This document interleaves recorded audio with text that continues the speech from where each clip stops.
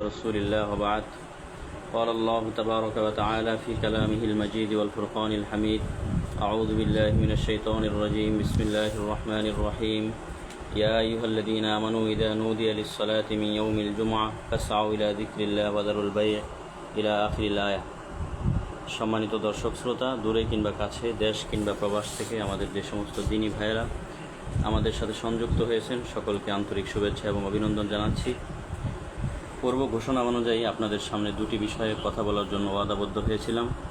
মহান আল্লাহ রাব্বুল আলামিন যদি তৌফিক দান করেন, উক্ত দুটি বিষয়ের উপরে দলিল স্বনির্ভর আলোচনা করবার প্রয়াস চালাবো ইনশাআল্লাহ। প্রথম বিষয় ছিল জুমার খুতবা বাংলা ভাষায় দেওয়া যাবে কিনা বা মাতৃভাষায় দেওয়া যাবে কিনা। দ্বিতীয় বিষয় ছিল চেয়ারে বসে নামাজ পড়ার বিধান কী। ইনশাআল্লাহ চেষ্টা থাকবে দুটি বিষয়ের উপরেই আলোচনা করবার জন্য। মোহতারাম দর্শক শ্রোতা, আল্লাহ রাব্বুল আলামিন পবিত্র কোরআনের সূরা জুমায়ের 9 নম্বর আয়াতের মধ্যে পরিষ্কার বলেছেন, ইয়া আইয়ুহাল্লাযীনা আমানু ইযা নুদিয়া লিস-সালাহ মিন ইয়াউমিল জুমআ ফাসআউ ইলা যিকরিল্লাহ। হে মুমিন বান্দারা, যখন জুমার দিন তোমাদেরকে আহ্বান করা হবে তখন তোমরা আল্লাহর জিকিরের দিকে দৌড়াও। এখানে আল্লাহ রাব্বুল আলামিন যে জিকির শব্দ ব্যবহার করেছেন, এই জিকির দ্বারা কী উদ্দেশ্য? প্রিয় ভাই ও বন্ধুগণ, প্রথমে আপনাদের জ্ঞাতার্থে জানাচ্ছি যে জুমার খুতবা আরবি ভাষায় হওয়া এটা আবহমান কাল থেকে চলে আসছে। নবী আলাইহিস সালাতু ওয়াস সালামের জমানায়, সাহাবীদের জমানায়, সাহাবায়ে কেরাম সকলেই তারা জুমার খুতবা আরবি ভাষায় দিয়েছেন। কিন্তু আজকাল আমাদের তথাকথিত আহলে হাদিস ভাইয়েরা, লামাযহাবী ভাইয়েরা তারা দাবি করছেন এবং খুব মোটা দাগে কথা বলে বেড়াচ্ছেন যে জুমার খুতবা মাতৃভাষায় দিতে হবে, বাংলা ভাষায় দিতে হবে, আরবিতে জুমার খুতবা দেওয়া যাবে না। ডক্টর মুজাফফর বিন মুহসিন তার লেখা জাল হাদিসের কবরে রাসূলুল্লাহ সাল্লাল্লাহু আলাইহি ওয়াসাল্লামের সালাত এই বইয়ের মধ্যে পরিষ্কার জুমার খুতবা আরবি ভাষায় দেওয়াকে বেদাত বলেছেন, আল ইয়াযু বিল্লাহ। কাজেই এই বিষয়টি আপনাদের সামনে আমাদের পরিষ্কার করা দরকার। আহলে হাদিসদের দাবি হচ্ছে যে তারা যদিও আহলে হাদিসের দুই উসুল কোরআন এবং হাদিসের উসুল, সব জায়গায় তারা বলে থাকে যে তাদের দলিল দুটি, কোরআন এবং হাদিস। কিন্তু দুর্ভাগ্যজনক হলেও সত্য যে তারা এই মাসালাটা এসে কোরআন এবং হাদিসের কোনো সুস্পষ্ট দলিল না পেয়ে কিয়াসের আশ্রয় নিয়েছে, যুক্তির আশ্রয় নিয়েছে। তারা এখানে যুক্তি দাঁড় করান যে মুখাতাব, উপস্থিত যারা আছে, তারা যদি খতিবের কথা না বুঝেন তাহলে আরবি ভাষায় খুতবা দিয়ে কী লাভ? খুতবা অর্থ হলো বক্তৃতা, ওয়াজ, আর ওয়াজ তো সে ভাষায় দিতে হয় যে ভাষায় মানুষ বুঝে। কাজেই আমাদের বাঙালি মানুষ যেহেতু আরবি জানে না, আরবি বুঝে না, কাজেই তাদের বোঝার সুবিধার্থে বাংলায় খুতবা দিতে হবে। প্রিয় ভাই ও বন্ধুগণ, তাদের এই যে একটা যুক্তি, এই যুক্তির পাল্টা যুক্তিতে আমরা বলবো তাহলে আজান শব্দের অর্থ হলো এলান। এলান মানে হলো ঘোষণা করা, আর ঘোষণা তো সেই ভাষায় করতে হয় যে ভাষায় করলে মানুষ বুঝে। যে ভাষায় করলে মানুষ বুঝে, ঘোষকের দিকে ছুটে আসবে, দৌড়ে আসবে, সেই ভাষায় করতে হয়। তাহলে কি আপনারা আজকের পর থেকে আজানও আরবিতে না দিয়ে বাংলায় দিবেন কি? আসলে খুতবা অর্থ ওয়াজ, বক্তৃতা, এই ধারণাটাই মূলত অজ্ঞতা স্বরূপ এবং অজ্ঞতা বশত ধারণা। খুতবা অর্থ শুধুমাত্র ওয়াজ বা বক্তৃতা নয়, বরং খুতবা অর্থ হলো জিকির। আমি দলিল দিচ্ছি, পবিত্র কোরআনের সূরা জুমায়ের 9 নম্বর আয়াতে রব্বে কারীম এই আয়াতের মধ্যাংশে বলেছেন যে ফাসআউ ইলা যিকরিল্লাহ, তোমরা আল্লাহর জিকিরের দিকে আসো। জিকিরের কি ব্যাখ্যা? প্রিয় ভাই, জিকিরের ব্যাখ্যা হচ্ছে পৃথিবীর সমস্ত বেশিরভাগ মুফাসসিরিন একরাম তারা জিকিরের অর্থ করেছেন খুতবা দিয়ে। আমি আপনাদের সামনে কিছু দলিল উপস্থাপন করছি, একটু মনোযোগ সহকারে শুনলে এ বিষয়ে আপনাদের কোনো ধোঁয়াশা থাকবে না। তফসিরে রুহুল মাআনি এর 28 নম্বর খণ্ডের 397 নম্বর পৃষ্ঠা, দারুল হাদিস আল কাহিরার ছাপা। তফসির আবি সাউদ এর 6 নম্বর খণ্ডের 262 নম্বর পৃষ্ঠা, দারুল মুস্তাফা এর ছাপা। এরপরে সফওয়াতুত তাফাসির এর 3 নম্বর খণ্ডের 426 নম্বর পৃষ্ঠা, দারুল আতেবা এর ছাপা। তফসিরে কাবীর এর 10 নম্বর খণ্ডের 542 নম্বর পৃষ্ঠা, দারুল ইহয়াই তুরাসিল আরবি এর ছাপা। তফসিরে তবারি এর 12 নম্বর খণ্ডের 95 নম্বর পৃষ্ঠা, দারুল কুতুবিল ইলমিয়া, বাইরুত, লেবানন থেকে প্রকাশিত। তফসিরে কুরতুবীর 18 নম্বর খণ্ডের 70 নম্বর পৃষ্ঠা, মাকতাবাতু দারিল বাস থেকে প্রকাশিত। তফসিরে মুনিরের 28 নম্বর খণ্ডের 197 নম্বর পৃষ্ঠা, দারুল ফিকর থেকে প্রকাশিত। তফসিরে জাদিল মাসির এর 8 নম্বর খণ্ডের 265 নম্বর পৃষ্ঠা আল মাকতাবুল ইসলামী থেকে প্রকাশিত। এতগুলো তফসির কিতাবের মধ্যে, তফসির গ্রন্থের মধ্যে প্রত্যেকজন মুফাসসিরিনে কেরাম ইলা যিকরিল্লাহ, এখানে জিকিরের ব্যাখ্যা করেছেন খুতবা দিয়ে। সবগুলো দেখানো সম্ভব নয়, এজন্য দলিল উপস্থাপন করলাম আপনাদের সামনে। শুধুমাত্র একটা আমি দেখাচ্ছি। আমার সামনে রয়েছে তফসিরে কাবির এর 10 নম্বর খণ্ড। এই 10 নম্বর খণ্ডের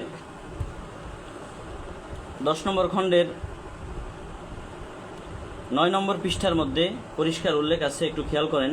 ইলা যিকরিল্লাহ, এখানে জিকির আর যিকরু হুয়াল খুতবা ইনদাল আকসার মিন আহলি তাফসীর।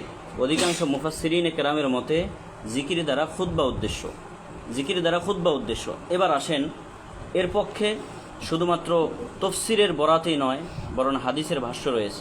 বুখারী শরীফের 881 নম্বর হাদিস, মুসলিম শরীফের 850 নম্বর হাদিস, সুনানে আবি দাউদ এর 351 নম্বর হাদিস। এখানে নবী আলাইহিস সালাতু ওয়াসসালাম একটি পরিষ্কার সুস্পষ্ট হাদিস এনেছেন জুমার দিনের ফজিলত সম্পর্কে, যে ইদা কানা ইয়াউমুল জুমআ ওয়াকাফাতিল মালায়েকা আলা বাবিল মসজিদ, যখন জুমার দিন হয় তখন ফেরেশতারা মসজিদের দরজার সামনে গিয়ে দণ্ডায়মান হন। এরপরে ধারাবাহিকভাবে যে আগে আসে, তারপরে আসে, তৃতীয় নম্বরে যে আসে ধারাবাহিকভাবে, তাদের জন্য একটা সওয়াবের বিবরণ সেখানে দেওয়া হয়েছে। পরবর্তীতে রাসূল করিম সাল্লাল্লাহু আলাইহি ওয়াসাল্লাম এই হাদিসের শেষাংশে বলেন, ফাইদা খরাজাল ইমাম, যখন ইমাম বা খতিব সাহেব বের হন তখন তওয়াউ আস-সুহুফ, ফেরেশতারা তারা তাদের সহিফা অর্থাৎ আমলনামাকে গুটিয়ে নেন। ইয়াস্তামিউনা যিকরা, গুটিয়ে নিয়ে তারা জিকির শুনতে শুরু করেন। এই জিকির দ্বারা উদ্দেশ্য কি? সব উলামায়ে কেরাম এই ব্যাপারে একমত, ইত্তেফাক। উলামায়ে কেরাম এই ব্যাপারে একমত যে এই জিকির দ্বারা উদ্দেশ্য হলো খুতবা। সুতরাং এই যে উলামায়ে কেরামের ব্যাখ্যা, জিকির দ্বারা উদ্দেশ্য হলো খুতবা, তো জিকির যেমনিভাবে বাংলায় দিলে চলে না। বুখারী শরীফের শেষ হাদিস, কালিমাতান হাবিবাতান ইলার রহমান সাকিলাতান ফিল মিজান হাবিবাতান ইলার রহমান, এই যে হাদিস, এরপরে মান ক্বালা সুবহানাল্লাহি বিহামদিহি ফি ইয়াউমিন মিআতা মাররা হুত্তাত খাতায়াহু ওয়া ইন কানাত মিসলা জাবাদিল বাহর, রাওয়াহু তিরমিজি। তো এই যে হাদিসগুলো দেখেন, এই হাদিসের যে ফজিলতের কথা আসছে, সুবহানাল্লাহি বিহামদিহি সুবহানাল্লাহিল আযীম, আপনি কি কথা বলবেন যে এই শব্দগুলো, জিকিরের বাক্যগুলো আরবিতে না বলে কেউ যদি এর বাংলা উচ্চারণ করে তাহলে এর সওয়াব হবে? যে সওয়াব হাদিসে ঘোষণা করা হয়েছে সেই সওয়াব হবে? অবশ্যই নয়। কাজেই বোঝা গেল জিকির যেভাবে নাজিল হয়েছে, আল্লাহর পক্ষ থেকে যেভাবে করতে বলা হয়েছে, নবী আলাইহিস সালাতু ওয়াসসালাম যেভাবে করার জন্য আমাদেরকে বলেছেন সেইভাবে করতে হয়। ঠিক তেমনিভাবে জুমার খুতবাও যেহেতু আরবিতেই দেওয়ার প্রচলন নবী আলাইহিস সালাতু ওয়াসসালামের জমানা থেকে হয়ে আসছে, কাজেই এর ব্যতিক্রম আরবি ছাড়া অন্য কোনো ভাষায় জুমার খুতবা দেওয়ার ন্যূনতম কোনো অবকাশ নেই। আচ্ছা, 3 নম্বর বিষয় হলো, ইমামে নববী রহমতুল্লাহ আলাই বিখ্যাত শাফি মাযহাবের আলেম ছিলেন। তিনি তার বিখ্যাত কিতাব আল আজকারের মধ্যে মাকতাবাতুশ শামেলা থেকে আমাদের সংগৃহীত, সেখানে 1 নম্বর খণ্ডের 112 নম্বর পৃষ্ঠায় বলেছেন, ওয়ায়ুশতারাতু কাউনুহা বিল আরবিয়া, অর্থাৎ খুতবা এটা আরবিতে হওয়া শর্ত। কাজেই যদি ইদা ফাতাশ শর্ত ফাতাল মাশরুত, যদি শর্ত পাওয়া না যায় তাহলে তো ইবাদতের মধ্যেই বিঘ্নতা সৃষ্টি হবে, ইবাদতেই ঠিকমতো আদায় হবে না। সম্মানিত দর্শক শ্রোতা, 3 নম্বর হচ্ছে যে বিষয়টি আপনাদের সামনে উপস্থাপন করতে চাই, আল্লামা মুফতি শফি রহমতুল্লাহ আলাই তার বিখ্যাত কিতাব আমাদের সামনে রয়েছে জাওয়াহিরুল ফিক। এই কিতাবের 2 নম্বর খণ্ডের জাকারিয়া বুক রিভিউ থেকে প্রকাশিত 508 নম্বর পৃষ্ঠায় তিনি একটা সুস্পষ্ট ইবারত এনেছেন। এলেম পিপাসু ভাইয়েরা একটু মনোযোগ সহকারে শুনবেন আশা করি। ওয়ালাম্মা লাহাদনা খুতাবান নবী সাল্লাল্লাহু আলাইহি ওয়াসাল্লাম ওয়া খুলাফাহু ওয়া হালুম্মা জাররা, আমরা যদি নবী আলাইহিস সালাতু ওয়াসসালামের খুতবা এবং সাহাবায়ে কেরামের খুতবা, খোলাফায়ে রাশিদিনদের খুতবা, এভাবে ক্রমধারা হিসেবে চলে আসা তাদের খুতবাকে আমরা দেখি, তাহলে ফাতানাক্কাহনা উজুদ আশিয়া, তখন আমরা সেখানে বেশ কিছু বিষয় চয়ন করতে পারি যে তাদের খুতবার মধ্যে কি কি বিষয় ছিল। নম্বর 1 মিনহা আলহাম, 2 নম্বর আশ-শাহাদাতাইন, 3 নম্বর আস-সালাতু আলান নবী, 4 নম্বর আল আমরু বিত তাকওয়া, 5 নম্বর তিলাওয়াতু আয়া, 6 নম্বর দুআ লিল মুসলিমিন ওয়াল মুসলিমাত, 7 নম্বর হলো ওয়াকাউনুল খুতবাতি আরবিয়াতান। এই কয়টা বিষয় সাহাবী এবং রসুলের খুতবার মধ্যে ছিল। তন্মধ্যে সর্বশেষ যে বিষয়টা সেটা হলো কাউনুল খুতবা আরবিয়া, আরবি ভাষায় খুতবা হওয়া, অন্য কোনো ভাষায় তাদের খুতবা ছিল না। ও আম্মা কাউনুহা আরবিয়া, আর খুতবা আরবি ভাষায় হওয়া এটা কেন? ফালি ইস্তিমরারি আহলিল মুসলিমিনা ফিল মাশারিক ওয়াল মাগারিব বিহি মা আন্না ফি কাসীরিন মিনাল আকালিম কানাল মুখাতাবুনা আজামিয়িন, যে আরবি ভাষায় খুতবা এটা কেন দিতে হবে? কারণ প্রাচ্যে, পাশ্চাত্যে, পূর্বে, পশ্চিমে, সারা পৃথিবীতে সমস্ত রাষ্ট্রেই খুতবা আরবি ভাষায় দেওয়ার আমল এটা চলমান ছিল। অথচ সাহাবায়ে কেরাম এমন রাষ্ট্রেও গিয়েছিলেন যেখানের মুখাতাব অর্থাৎ উপস্থিত মুসল্লিরা তারা আরবি ভাষাভাষী ছিলেন না, আরবি বুঝতেন না, অনারবি ছিলেন, কিন্তু সাহাবায়ে কেরাম তাদের বুঝার সুবিধার্থে কখনো আরবি ভাষা ছাড়া অন্য কোনো ভাষায় খুতবা দেন নাই। কাজেই বোঝা গেল খুতবা এটা আরবিতেই হতে হবে, আরবি ছাড়া অন্য কোনো ভাষায় খুতবা হলে সেই খুতবা গ্রহণযোগ্য খুতবা হবে না, সেটা বেদাত হবে, মাকরুহে তাহরিমি হবে। সম্মানিত দর্শক শ্রোতা, আমাদের সামনে রয়েছে ফতোয়ায়ে মাহমুদিয়া এর 8 নম্বর খণ্ডের 235 নম্বর পৃষ্ঠায় রয়েছে, খেয়াল করুন, as-সুন্নাতুল মুতাওয়ারিসা ফি খুতবাতিল জুমআ, যে জুমার খুতবার ক্ষেত্রে সুন্নতে মুতাওয়ারিস হলো হিয়া আন তাকুনা বিল আরবিয়া, আরবি ভাষায় হওয়া, অল খুতবা বিগাইরিল আরবিয়া, আর আরবি ভাষায় খুতবা হওয়া, সাওয়াউন কানাত মুতারজামাতাল বিল হিন্দিয়া আও বিল ফারসিয়া আও বিগাইরিহিমা লিকাউনিহা খিলাফুস সুন্নাহ বিদআতুন মাকরুহাতুন। আর আরবি ছাড়া অন্য কোনো ভাষায়, চাই সেটা হিন্দি ভাষায় হোক, ফার্সি ভাষায় হোক, অন্যান্য ভাষায় হোক, যে কোনো ভাষায় খুতবা দেওয়া এটা হলো বেদাত, এটা মাকরুহে তাহরিমি। এরপরে তিনি আকামুন নাফায়েস কিতাব থেকে একটা চমৎকার ইবারত চয়ন করেছেন যে আল খুতবা বিল ফারসিয়া আল্লাতী আহদাসুহা ওয়া আতাকাদু হুসনাহা লাইসাল বাঈস ইলাইহা ইল্লা আদামু ফাহমিল আজম আল লুগাত আল আরবিয়া। এখানে আকামুন নাফায়েস কিতাব থেকে তিনি উল্লেখ করেন যে একটা সময় এমন ছিল যে কিছু কিছু মানুষ তারা ফার্সি ভাষায় খুতবা দিয়েছে। কেন? কারণ পারস্য দেশের মানুষ, তাদের সামনে খতিবদের সামনে যারা উপবিষ্ট ছিল তারা সবাই পারস্য ভাষাভাষী ছিলেন, তারা আরবি বুঝেন না, তাদের বুঝার সুবিধার্থে ফার্সি ভাষায় খুতবা দেওয়া হয়েছে। তো আল্লামা মুফতি মাহমুদ রহমতুল্লাহ আলাই তিনি এখানে বলেন, ওয়াহাদ আল বাঈস কদ কানা মওজুদান ফি আসরি খায়রিল বারিয়া, এই যুক্তিটা অর্থাৎ এই সবব, এই ইল্লতটা আরবি ভাষা ছাড়া অন্য ভাষায় দেওয়ার এখানে যে যুক্তি উত্থাপন করা হলো এটা রাসূলুল্লাহর জমানায়ও ছিল। কারণ নবী আলাইহিস সালাতু ওয়াস সালামের বয়সের শেষ সময়ে, মৃত্যুর আগ মুহূর্তে, তখন প্রচুর পরিমাণে অনারব মানুষ ইসলাম গ্রহণ করেছে, ইসলামের সুশীতল ছায়াতলে এসেছে। আল্লাহ রাসূল সাল্লাল্লাহু আলাইহি ওয়াসাল্লাম কিন্তু তাদের বুঝার সুবিধার্থে একদিনের জন্য আরবি ছাড়া অন্য কোনো ভাষায় খুতবা দেন নাই।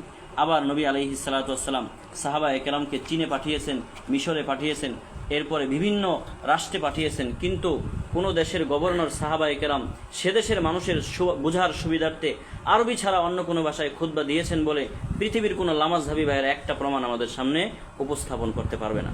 সুতরাং বোঝা গেল খুতবা এটা আরবি ভাষাই হতে হবে, আরবি ছাড়া অন্য কোনো ভাষায় খুতবা দেওয়ার কোনো অবকাশ নেই। এতে যে যেই যুক্তি উত্থাপন করুক না কেন, আমরা যদি লামাজহাবিদের কাছে প্রশ্ন করি, আপনারা যদি বলেন যে মাতৃভাষায় খুতবা দিতে হবে, মাতৃভাষা ছাড়া আরবি ভাষায় খুতবা দিলে আরবি ছাড়া অনারবি মানুষরা বুঝবে না, যদি খুতবা এটা মানুষ না বুঝে তাহলে কী লাভ?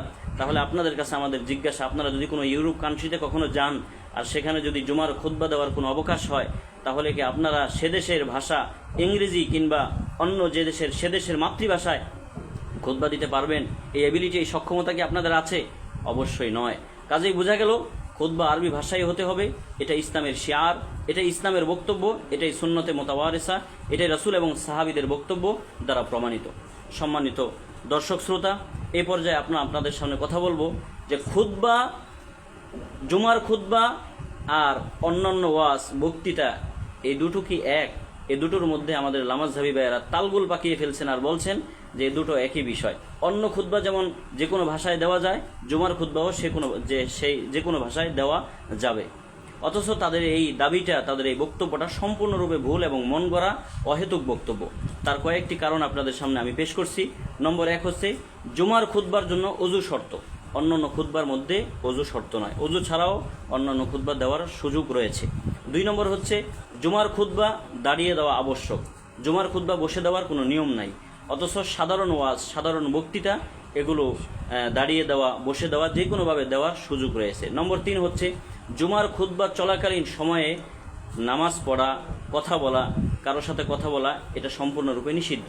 অথচ অন্যান্য খুতবা, অন্যান্য ওয়াজ, বক্তৃতা, নসিহাতের সময় নামাজ পড়া কিংবা কথা বলারও বৈধতা রয়েছে। কেউ যদি প্রয়োজনীয় কথা বলতে চায় তাহলে বলতে পারবে। নম্বর 4 হচ্ছে জুমার খুতবার জন্য ইস্তেমা তথা মনোযোগ সহকারে শোনা এটা জরুরি। অথচ অন্যান্য খুতবা, বক্তৃতা, ওয়াজের সময়, বয়ানের সময় মনোযোগ সহকারে শোনা এটা লাজেম বা আবশ্যক নয়, বরং মনোযোগ সহকারে চাইলে কেউ শুনতে পারে, মনোযোগ ছাড়াও শুনতে পারে। আরেকটা গুরুত্বপূর্ণ বিষয় হলো, সর্বশেষ যে কথাটা বলতে চাই সেটা হচ্ছে জুমার খুতবার জন্য ওয়াক্ত অর্থাৎ সময় শর্ত, কিন্তু অন্যান্য ওয়াজ বক্তৃতা নসিহতের জন্য সময় শর্ত না। কেউ চাইলে সকালে বিকালে দুপুরে যখন যার যখন মনে চায় তখন এই বয়ান করতে পারবে, ওয়াজ বা বক্তৃতা দিতে পারবে, কিন্তু জুমার খুতবার জন্য সময় শর্ত। জোহরের ওয়াক্ত পার হয়ে গেলে জুমার খুতবার কোনো নিয়ম নেই। কাজেই বোঝা গেল জুমার খুতবার সাথে অন্য কোনো খুতবাকে মিলিয়ে ফেলা এটা সম্পূর্ণরূপে আমাদের লামাজহাবি ভাইদের ভুল হচ্ছে। আশা করি আমাদের এই বক্তব্য শোনার পরে তারা তাদের ভুল বুঝতে পারবেন এবং ভুল থেকে বের হয়ে আসবেন। এরপরে আমরা একটি যুক্তি উত্থাপন করতে চাই যে খুতবা হলেই, ওয়াজ বা বক্তৃতা হলেই যদি আরবি ভাষায় না দিয়ে মাতৃভাষায় দেওয়া আবশ্যক হয়, বাংলা ভাষায় দেওয়া আবশ্যক হয়, তাহলে আপনাদের কাছে আমাদের জিজ্ঞাসা, আল্লাহ রাব্বুল আলামিন পবিত্র কোরআনের সূরা ইউনুস এর 57 নম্বর আয়াতে কোরআনে কারীমকে ওয়াজ বা বক্তৃতা বলেছেন।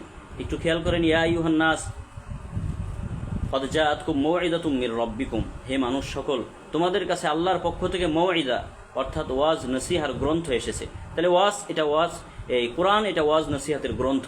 সুতরাং আপনি কি বলবেন যে যেহেতু এটা ওয়াজ নসিহতের গ্রন্থ, বয়ান বক্তৃতার গ্রন্থ, তাহলে কোরআন আজকের পর থেকে এমন ভাষায় পড়া যাবে না যে ভাষায় পড়লে বাংলা ভাষাভাষী মানুষ বুঝে না। এজন্য যদি আপনার আজকের পর থেকে কোরআনকে বাংলা ভাষায় পড়া শুরু করে দেন, তাহলে একটা সওয়াব হবে বলে কোনো প্রমাণ আমাদের সামনে উপস্থাপন করতে পারবেন? অবশ্যই পারবেন না। এরপরে আল্লাহ রাব্বুল আলামিন পবিত্র কোরআনের সূরা সদ এর 87 নম্বর আয়াতে কোরআন সম্পর্কে বলেন, ইন হুয়া ইল্লা যিকরুল লিল আলামিন। সূরা কলম এর 52 নম্বর আয়াতের মধ্যে আল্লাহ রাব্বুল আলামিন বলেন, অমা হুয়া ইল্লা যিকরুল লিল আলামিন। এই দুই আয়াতের মধ্যে আল্লাহ কোরআনকে জিকির বলছেন। তাহলে যদি কোরআন এটা না বুঝার কারণে, কোরআন যেহেতু আরবি ভাষায় বাংলা ভাষাভাষী মানুষ বুঝে না, তাহলে না বুঝার যুক্তিতে আপনারা কি কথা বলবেন যে কোরআনকেও আজকের পর থেকে আরবি ভাষায় না পড়ে বাংলায় উচ্চারণ সহ বাংলা পড়া শুরু করে দিল, আরবিতে কোরআন পড়লো না যেভাবে কোরআন নাজিল হয়েছে। তো সম্মানিত দর্শক শ্রোতা, এই যে বিস্তারিত আলোচনা, বিস্তারিত আপনাদের সামনে দলিল স্বনির্ভর বক্তব্যের মাধ্যমে আমরা এই কথাটাই স্পষ্ট করতে চেয়েছি যে খুতবা এটা আরবি ভাষায় হতে হবে। আরবি ছাড়া অন্য কোনো ভাষায় খুতবা দেওয়ার কোনো সুযোগ নাই। আমাদের বাংলাদেশে লামাজহাবি ভাইয়েরা এ নিয়ে বিভ্রান্তি ছড়াচ্ছেন, উম্মতের সরল মনা মানুষকে বিভ্রান্ত করছেন, অথচ রসুল করিম সাল্লাল্লাহু আলাইহি ওয়াসাল্লাম, সাহাবায়ে কেরাম এবং তাবেঈ এদের কোনো আমলের মধ্যে কেউ দেখাতে পারবে না যে কোনো দিন একদিনের জন্য হলেও জুমার মধ্যে আরবি ভাষায় খুতবা না দিয়ে অন্য কোনো ভাষায় খুতবা দেওয়া হয়েছে।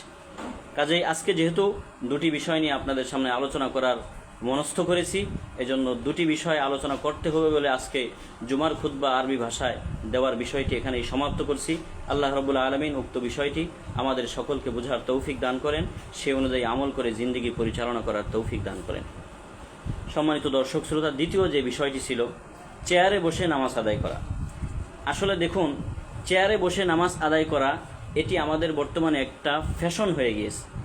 এখন মানুষ জরুরতের কারণে, উজরের কারণে কিংবা শারীরিক দৈহিক কোনো সমস্যার কারণে চেয়ারে বসে না, বরং কেউ ধনী হয়েছে, টাকা পয়সার মালিক হয়েছে, তার সামান্য একটু ঠুনকো সমস্যা, সেই সমস্যার অজুহাতে সে চেয়ারে বসে নামাজ পড়া শুরু করে দেয়।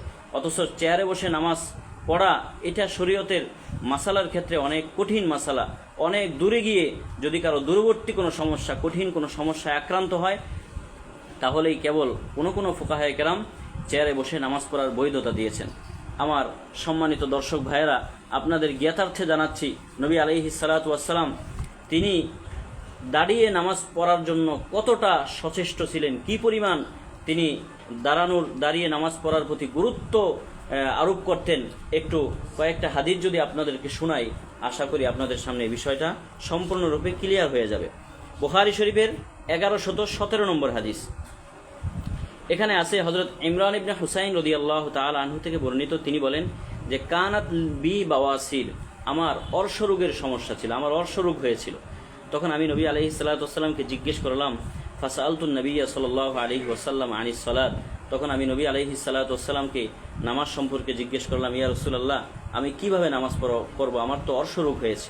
তখন নবীজি সাল্লাল্লাহু আলাইহি ওয়াসাল্লাম বললেন, সল্লি কায়িমান, তুমি দাঁড়িয়ে নামাজ পড়ো, ফাইল্লাম তাস্তাতি ফাকাইদান, যদি তুমি দাঁড়িয়ে নামাজ পড়তে সক্ষম না হও তাহলে বসে নামাজ পড়ো, ফাইল্লাম তাস্তাতি ফাআলা জানবিন, যদি তাও তোমার পক্ষে সম্ভব না হয় তাহলে তুমি শুয়ে নামাজ পড়ো।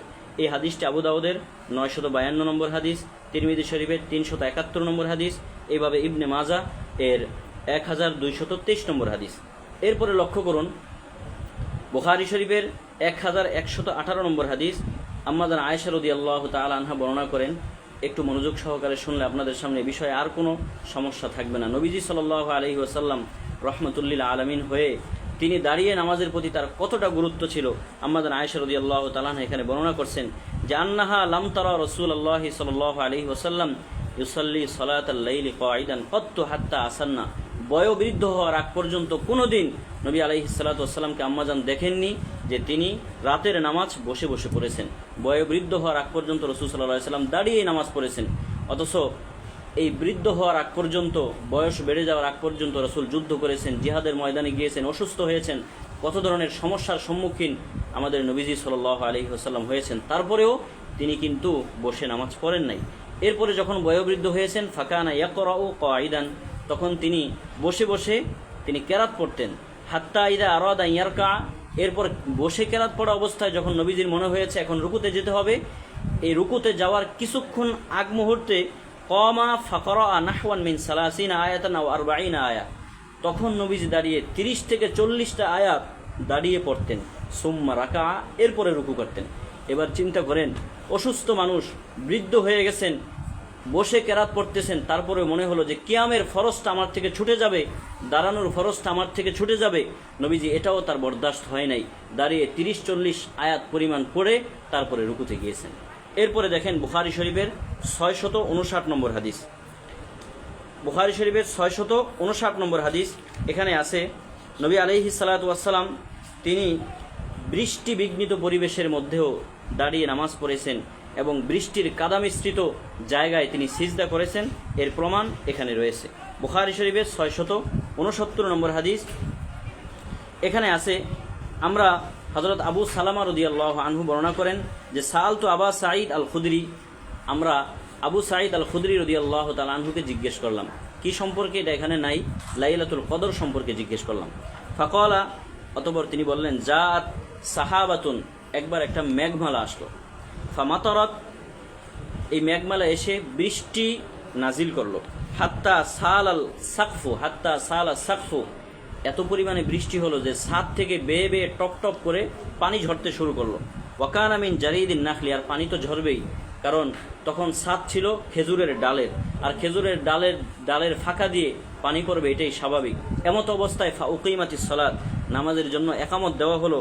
ফারাআইতু রাসূলুল্লাহি সাল্লাল্লাহু আলাইহি ওয়াসাল্লাম ইয়াসজুদু ফিল মাই ওয়াত তিন, এমত অবস্থায় আমি নবী আলাইহিস সালাতু ওয়াসসালামকে দেখলাম যে তিনি সিজদা করলেন পানি এবং মাটির মধ্যে।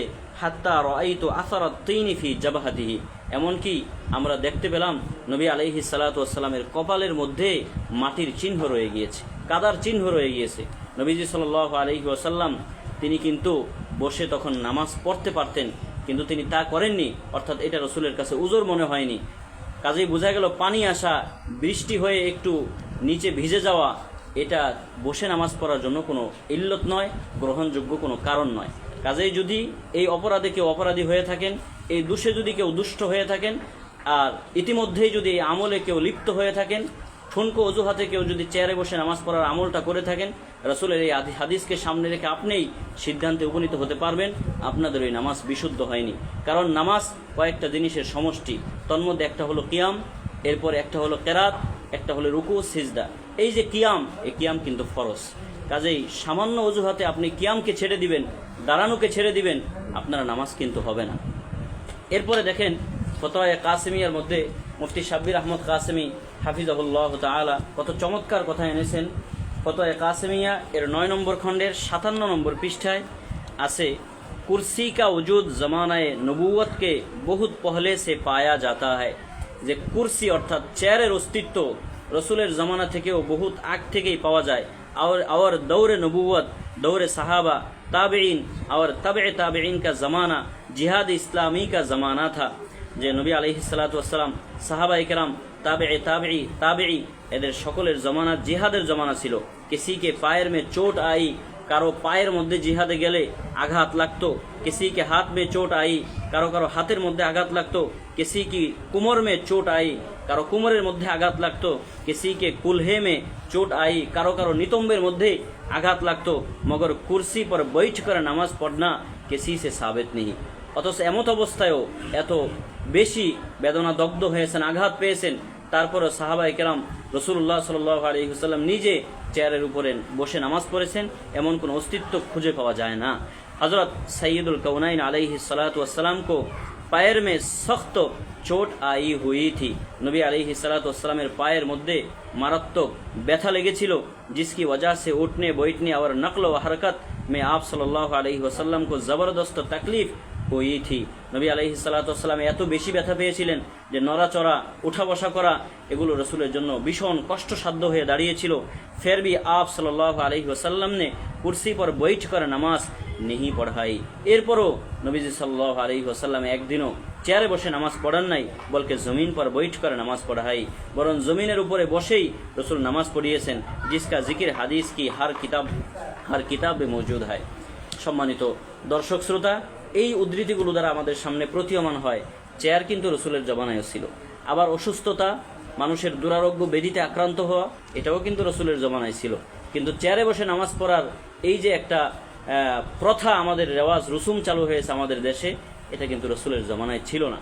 তারপরেও মুফতি আজম পাকিস্তান, বর্তমান জাস্টিস আল্লামা মুফতি তকি উসমানী হাফিজাহুল্লাহ তাআলা চেয়ারে বসে নামাজ পড়ার বিধান সম্পর্কে বিশদ আলোচনা করেছেন এবং তিনি এখানে দালিলিক এবং প্রাধান্যময় বক্তব্য যেটা স্থির করেছেন সেটা হলো, কেউ যদি বসে নামাজ পড়তে সক্ষম না হয় তাহলে সে ইশারার মাধ্যমে নামাজ পড়বে, কিন্তু বসতে যদি সক্ষম না হয়, বসতে যদি না পারে, এর কারণে তার থেকে কিয়াম তথা দাঁড়ানোর ফরজ সাকেত হবে না, তার দাঁড়াতে হবে, এটা আবশ্যক। যদি কোনো কারণে দাঁড়াতে না পারে তাহলে বসে নামাজ পড়বে।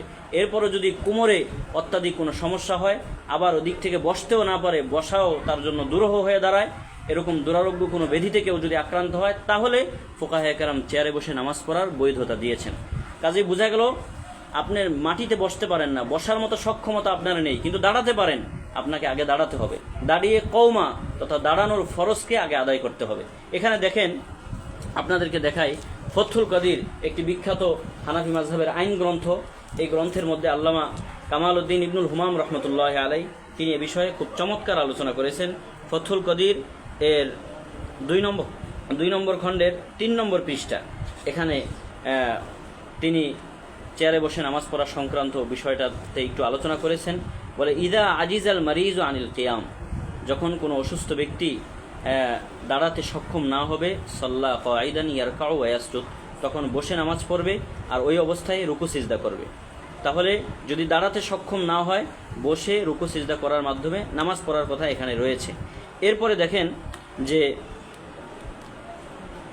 ফাইন লাহিকাহু নাউউ মাশাক্কা, কারো এরকম হয়েছে যে দাঁড়াতে পারে কিন্তু কিছুটা সমস্যা, হালকা কোনো সমস্যা তার সাথে সংযুক্ত হয়েছে, তাহলে লাম ইয়াজুজ তারকুল কিয়ামি বিসাবাবিহা, এই হালকা সমস্যার কারণে, অল্প স্বল্প সমস্যার কারণে দাঁড়ানোর ফরজকে তরক করা জায়েজ হবে না।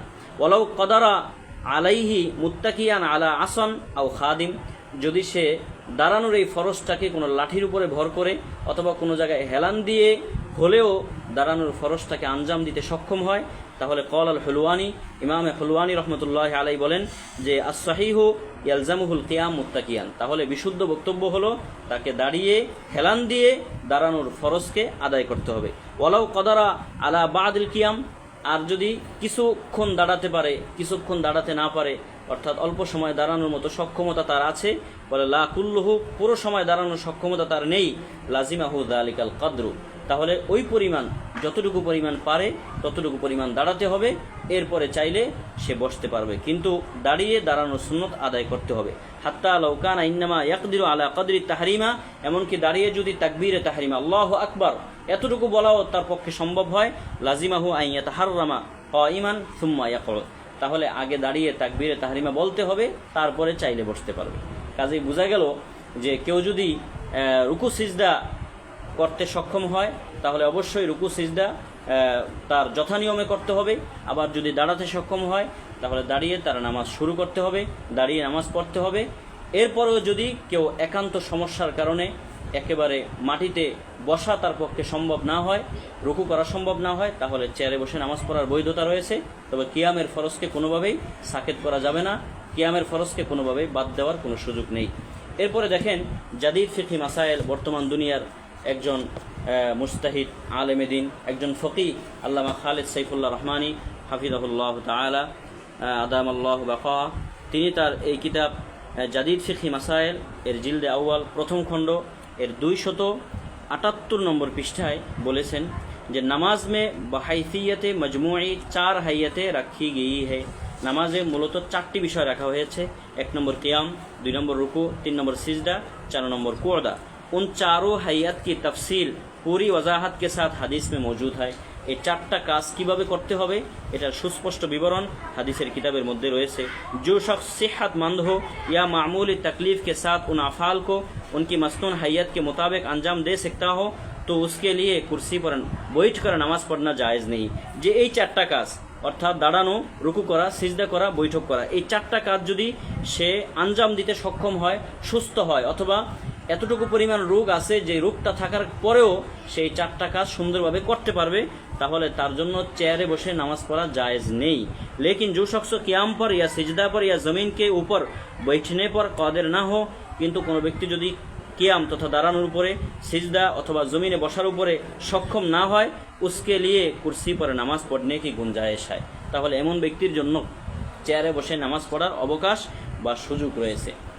আমার ভাই ও বন্ধুগণ, এই যে বিস্তারিত আলোচনা করা হলো, এর দ্বারা বোঝা যায় কেউ যদি জমিনে বসতে সক্ষম না হয়, বসা তার জন্য তার সাধ্যমত্তার বাইরের বিষয় হয়, তাহলে তার জন্য চেয়ারে বসা জায়েজ আছে। তবে কিয়াম তথা দাঁড়ানোর ফরজটাকে অবশ্যই আদায় করতে হবে। তবে তথাপিও এটা জায়েজ থাকলেও আমরা রাসূলুল্লাহর হাদিসের মাধ্যমে আপনাদের সামনে কথা দেখিয়েছি যে রাসূল সাল্লাল্লাহু আলাইহি ওয়াসাল্লাম, সাহাবায়ে কেরাম তাদের জমানায় রোগ ছিল, বালা মুসিবত ছিল, বিপদ আপদ মুসিবত ছিল, এরপরে চেয়ারেরও ব্যবস্থা ছিল, কিন্তু তারা কেউ এই ধরনের অজুহাতে চেয়ার ব্যবহার না করে সরাসরি জমিনের মধ্যে বসে নামাজ পড়েছেন। কাজেই জমিনের মধ্যে বসে নামাজ পড়া এটাই হলো মূল, এটাই হলো সুন্নতে মুতাওয়ারিসা। কাজেই এই সুন্নতের উপর আমাদের আমল করতে হবে। চেয়ারের সুন্নতকে একেবারে জাদুঘরে পাঠিয়ে দিতে হবে, এর উপরে আমল করার কোনো সুযোগ নাই। আমাদের দেশে একটা ফ্যাশনে পরিণত হয়ে গিয়েছে। মুফতি তকি উসমানী হাফিজাহুল্লাহ এক জায়গায় গবেষণা করতে গিয়ে বলেছেন যে মসজিদের মধ্যে এত বেশি পরিমাণে চেয়ার হয়ে গিয়েছে, এখন এটা খ্রিস্টানদের গির্জার সাথে তার সাদৃশ্য হয়ে যায়। কারণ খ্রিস্টানরা তাদের গির্জার মধ্যে উপাসনা করা, তারা তাদের ধর্মীয় বিধান পালনের জন্য চেয়ারকে বেছে নিয়েছে, সেখানে তারা চেয়ারে বসে ধর্মীয় উৎসব পালন করে থাকে। আমাদের মুসলমানদেরও এখন বিভিন্ন মসজিদে কাতারকে কাতার চেয়ার দেখা যায়, অথচ এই রেওয়াজটা বন্ধ হওয়া দরকার। আর দ্বিতীয় বিষয় হচ্ছে চেয়ারে বসা এটা বিনয় পরিপন্থী কাজ। একজন রবের সামনে একজন মাবুদ দাঁড়াবে, একজন আবেদ দাঁড়াবে, মাবুদের সামনে আবেদ দাঁড়াবে, তার কি পরিমাণ বিনয় থাকা দরকার। কিন্তু চেয়ারে বসা এটা সম্পূর্ণরূপে বিনয় পরিপন্থী কাজ, এটা সম্পূর্ণরূপে বিনয়ের সাথে সাংঘর্ষিক। কাজেই বোঝা গেল জমিনে বসে নামাজ পড়তে হবে, কিংবা দাঁড়িয়ে আল্লাহ তাআলার সাথে সর্বোচ্চ বিনয়ের নজরানা পেশ করে নামাজ পড়তে হবে। যেই কথাগুলো বললাম এর দ্বারা এই কথাই আমরা প্রমাণ করতে চেয়েছি যে দাঁড়িয়ে নামাজ পড়া অথবা সামর্থ্য হলে নামাজের যে নির্ধারিত নিয়ম আছে, নিজাম আছে, এই নিজাম মেনেই নামাজ পড়তে হবে। কারো যদি একান্ত কোনো সমস্যা হয়ে যায় তাহলে বসে নামাজ পড়ার অবকাশ রয়েছে। তবে তারপরও এটি রাসূলুল্লাহ সাল্লাল্লাহু আলাইহি ওয়াসাল্লাম, সাহাবীদের উস্তুব এবং সুন্নাহ পরিপন্থী। আল্লাহ রাব্বুল আলামিন যেই কথাগুলো দুটি আলোচনার মাধ্যমে আপনাদের সামনে উপস্থাপন করলাম, আমাকে সহ উপস্থিত এবং শ্রোতা সকলকে আমল করার তৌফিক দান করেন। ওমা আলাইনা ইল্লাল বালাগ। আসসালামু আলাইকুম ওয়া রাহমাতুল্লাহ।